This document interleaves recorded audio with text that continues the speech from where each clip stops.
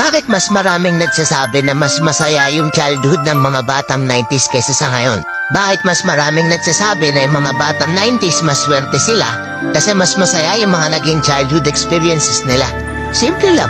Mga batang 90s pakinggan nyo to. Lapit ka konti. Nung panahon natin hindi pa uso cellphone. Hindi pa uso yung puro Mobile Legends.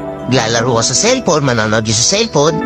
Lahat ng laro natin nung bata tayo puro physical. Naalala mo pa ba yung lalabas ka sa hapon para lang makipaglaro sa mga kaibigan mo? Yung tipong nababadtrip ka na kasi nabuburot ka na sa laro. Pero tuloy ka pa rin kasi masaya ka makipaglaro sa kanila. Yung tipong lalabas ka ng alas 3 ng hapon hanggang alas 6 hindi ka na pwede magpagabi kasi mapapalo ka.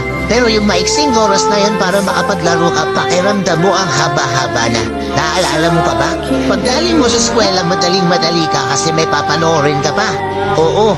Kasi yung mga palabas sa TV noon, puro pambata pa.